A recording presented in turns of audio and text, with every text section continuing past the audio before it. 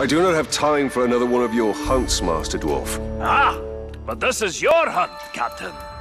There's a pack of war chiefs just arrived in Nurn. Call themselves Beastmasters. That does sound like my kind of prey. What do I need to know? I know you're familiar with the Caragors. I taught you everything you know about them. But let me tell you about their cousins from... Torvin, what of the war chiefs? You didn't bring me here just to hunt another wild cat, did you? Just to hunt another... Pay attention, Captain. These Caragors are a silent, stealthy breed from beyond Nurn. And they can sneak up on just about anything. And what's worse, this new beast tamer has been burning the brushlands to the north.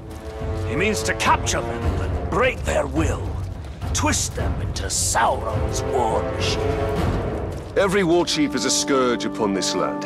Beastmaster or no, I will end them. Whoa, slow down. First thing we need to do is foil their plans. And I see no better way of doing that than using the very same Caragors against this orcish scum. Show me how to find one of these creatures, then. Gladly, Captain. There's a Caragor hiding in those bushes.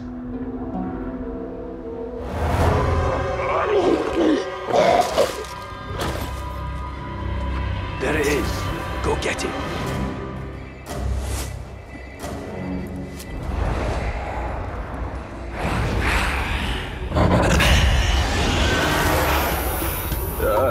This beast does look useful.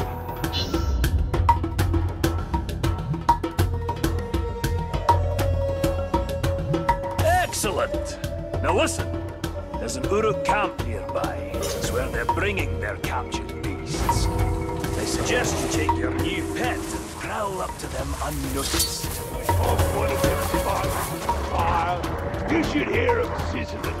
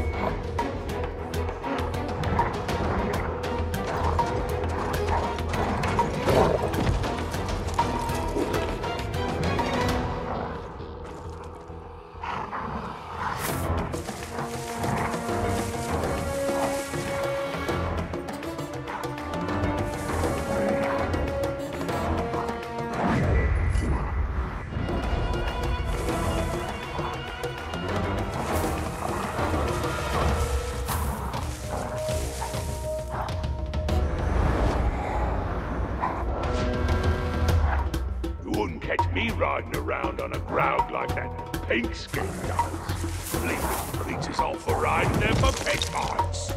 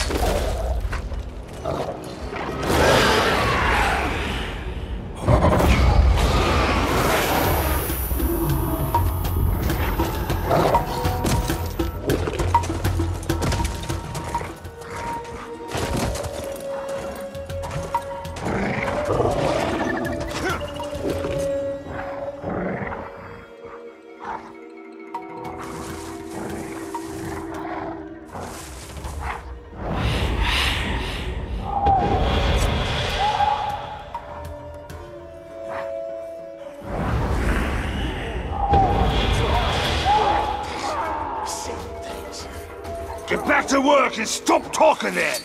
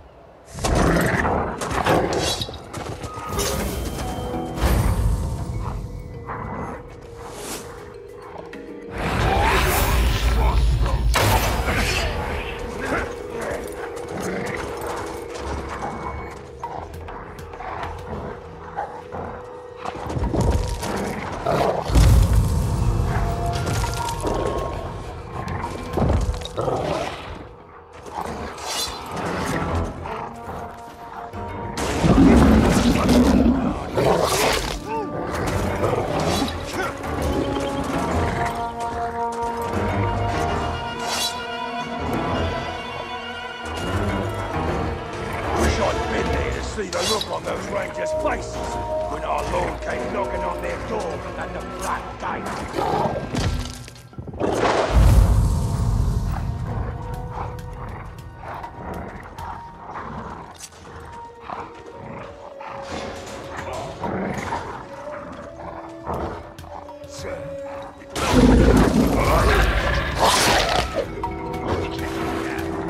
Bet I could learn those moves if I wanted to.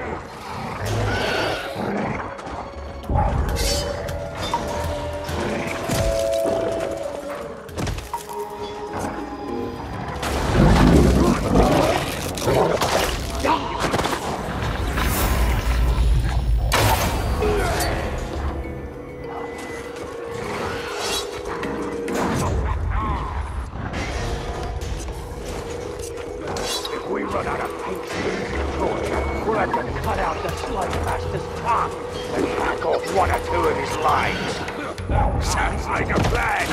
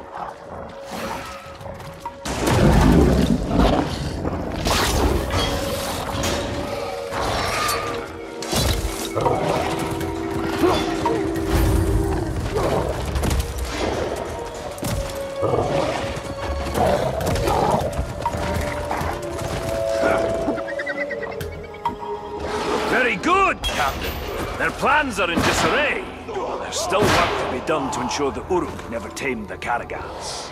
The war chief. The beast tamer. Aye, that unnatural fiend needs to be put down.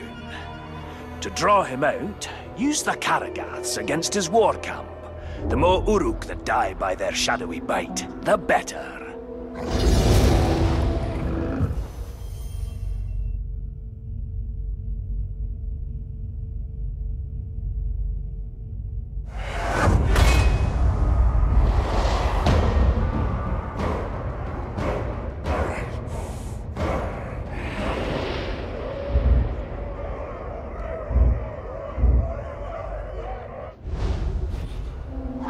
I will not let the Uruks exert mastery over these Karagaths. They are too dangerous.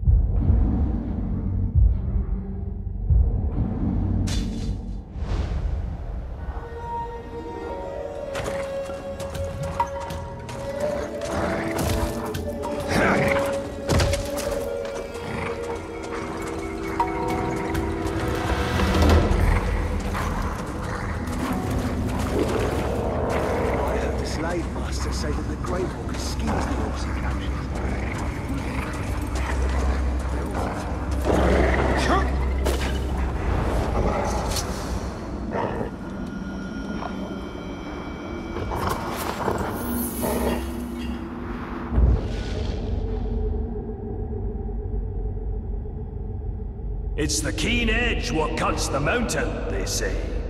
But after days of hacking through Uruk heavy plate and Karagor hide, these blades aren't going to sharpen themselves. Our weapons are extensions of ourselves and demand respect. A well-honed blade sharpened with a genuine dwarven whetstone can make the difference between being a hunter or the prey. My brother Gorvin once took a swing at a Karagor, and his axe landed with a thud instead of a slide.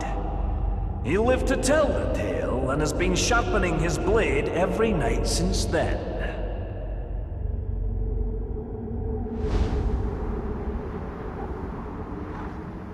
There is little more satisfying than a sharp blade removing the head of an orc.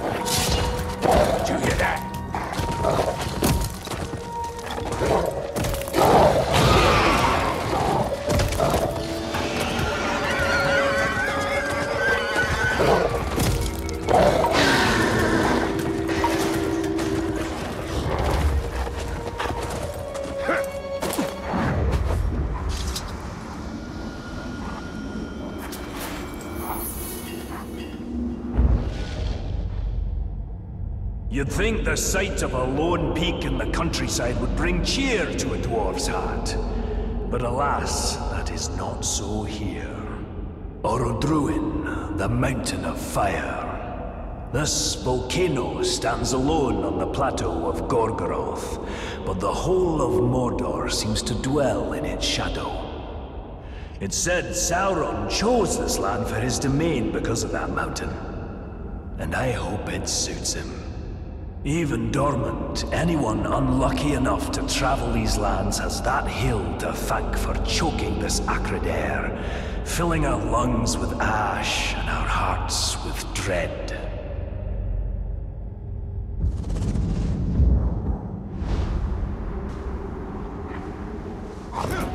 Mount Doom.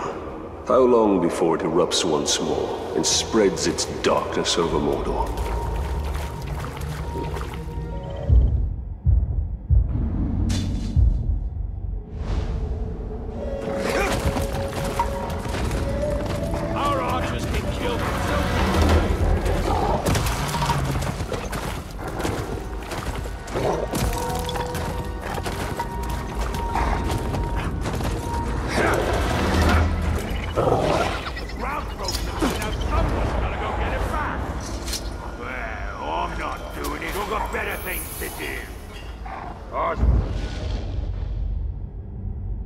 If it's worthy game and a respectable trophy you're after, the Karagor roam Mordor in ferocious packs.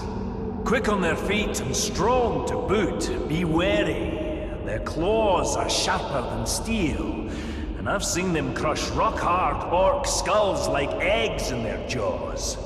Even wargs and lions give them wide berth.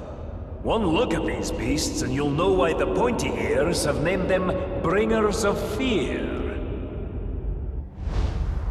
I leave it round. Maybe it'll stop on us. First the Karagors, now the Karagaths. How many ways has Mordor to kill a man?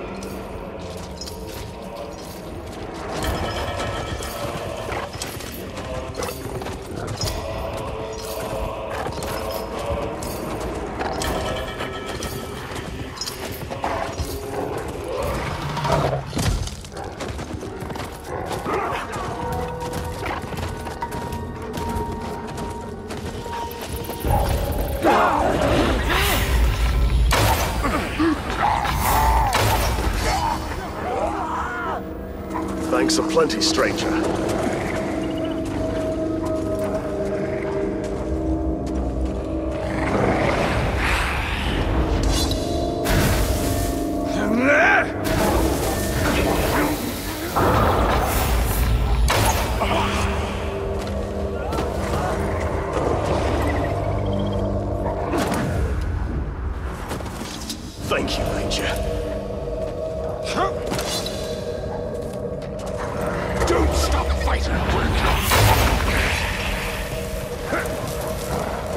Thank you, Ranger.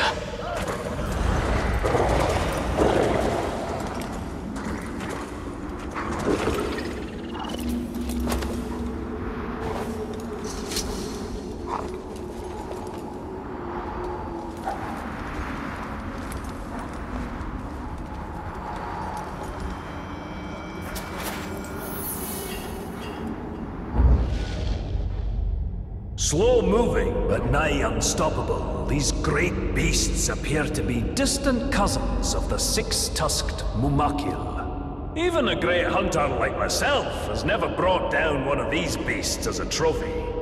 But they're not difficult to track. The very earth shakes under their thundering feet. It's wise to keep on your toes when you're around them so you don't end up underneath theirs. I've seen them rampage and crush orc, troll, and man alike into jelly.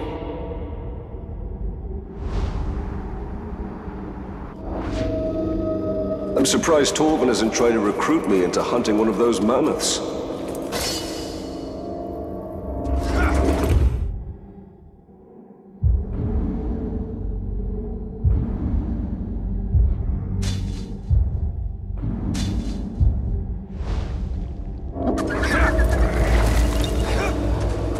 What was that noise?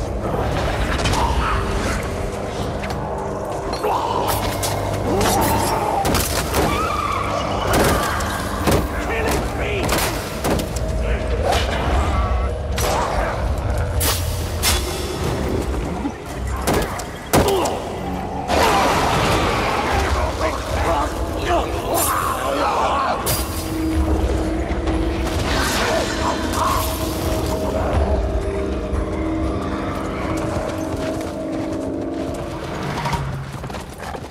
Came across some strange tracks.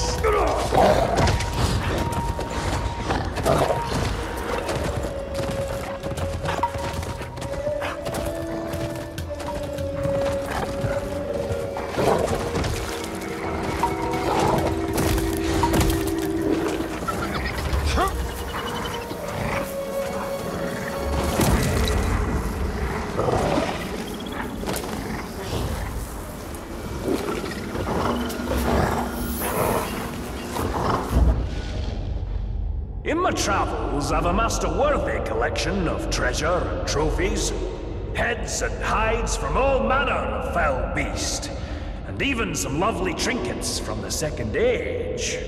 But the whispered tales of one artifact continue to elude me. The legendary Forge Hammer, used by the elves to craft the Rings of Power themselves.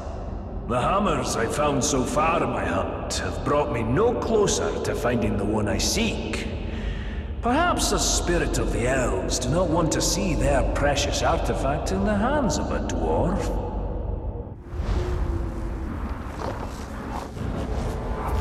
Torvin will never understand how closely this hammer is bound to our fate, and that of all Middle-earth.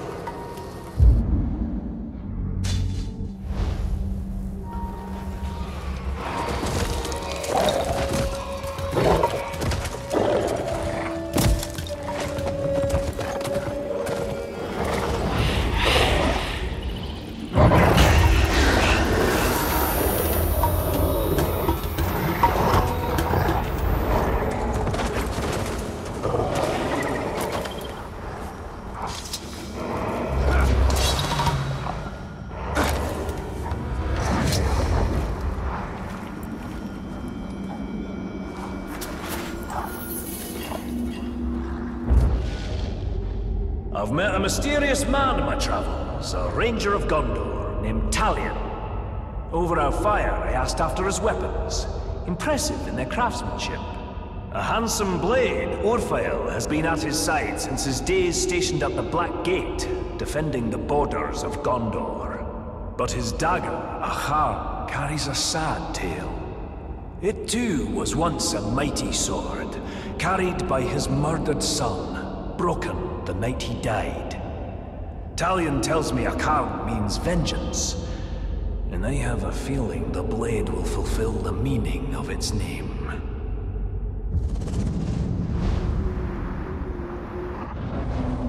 I have slain countless Uruk, but still I seek vengeance.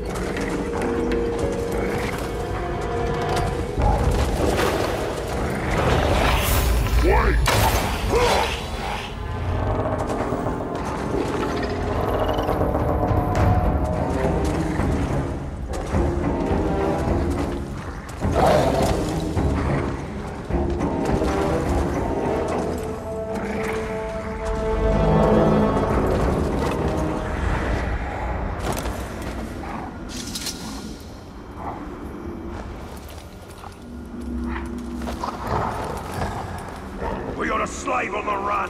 Hunt it down and make it pay. Few things in Mordor cause even the Uruks and trolls to quake in fear. And one such beast is the rare horned Graug. Standing nearly 5 dwarves tall, they're nigh unstoppable juggernauts of wanton destruction. Their very skin is tougher than leather, resistant to even the sharpest steel, if you can get close enough to strike a blow.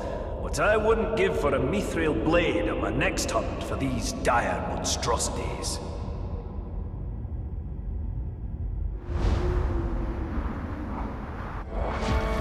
I wonder what the dwarf is obsessed over, now that his hated Graug is slain.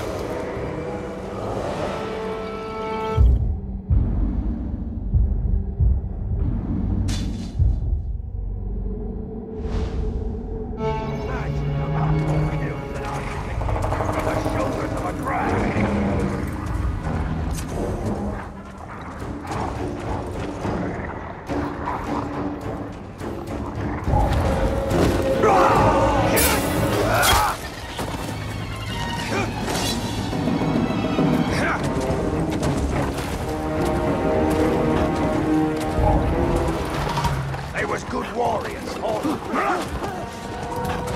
like the sound.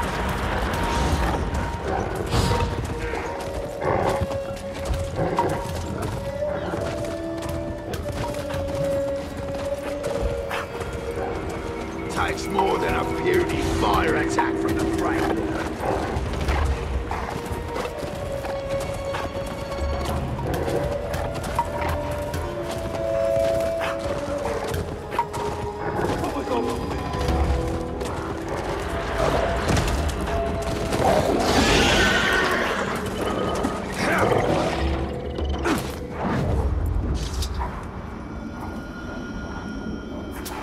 You get that promotion you was eyeing.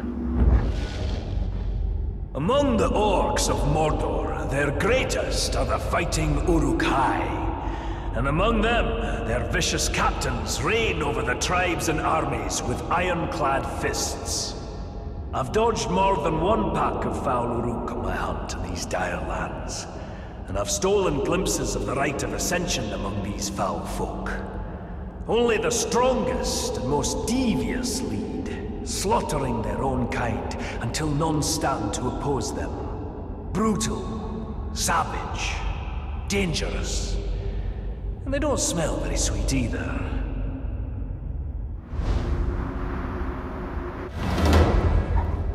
No doom keeps this dwarf from the grave. His first death will be his last, and his courage is impressive.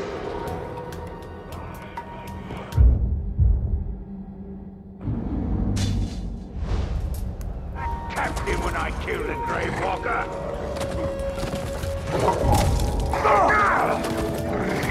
I'm right behind you.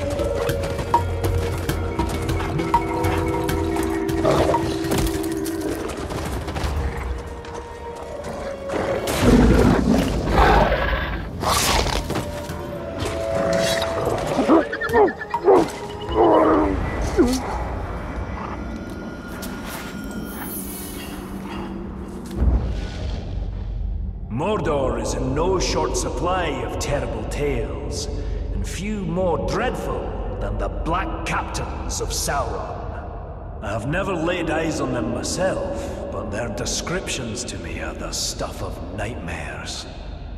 A man trapped in perpetual agony in armor that does not grow with him. Another cursed for picking up the mace of Sauron after battle. And the mightiest among them, the Black Hand, is not spoken of in passing in these lands. May my beard grow ever longer ere I cross paths with these villains. I'll stick to hunting fairer game.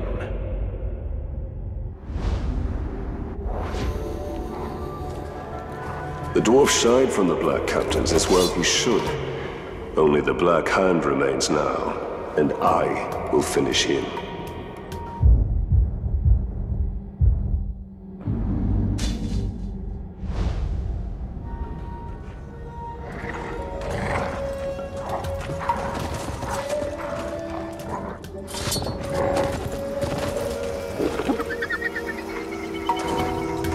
I see the Ranger. I'm gonna kill him slowly.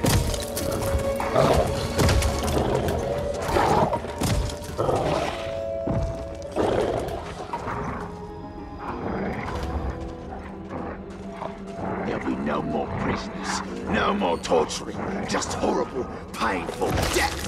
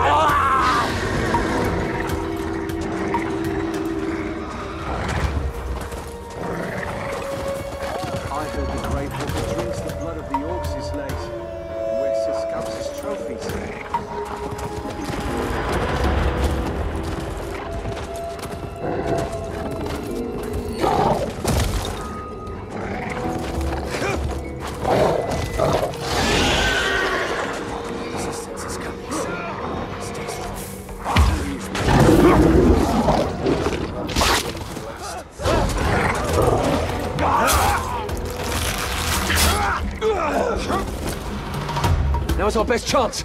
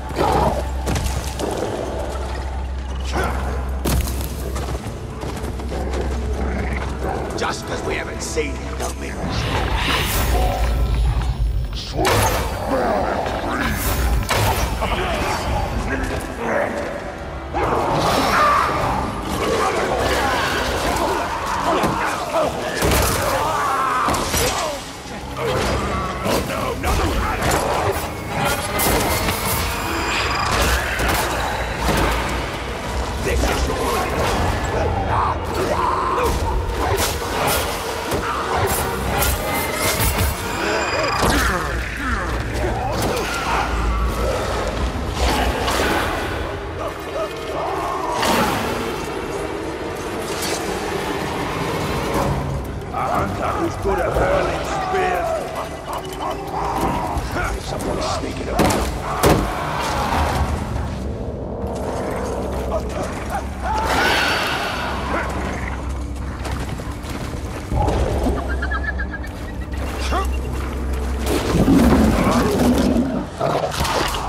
He's on a face!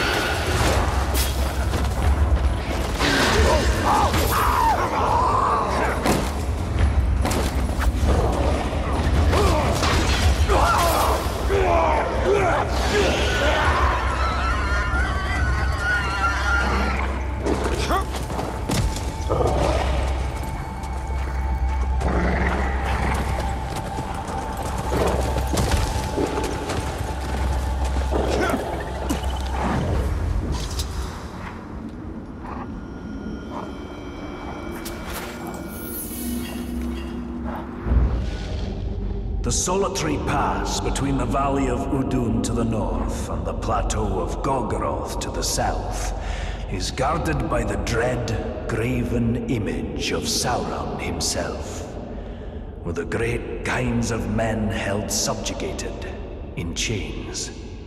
The rock and steel of this visage inspires no deference in me for the craftsmanship or stonework. And by my beard, I am thankful this is the closest I'll ever come to seeing the Dark Lord. The shadows grow long this evening. I will write no more.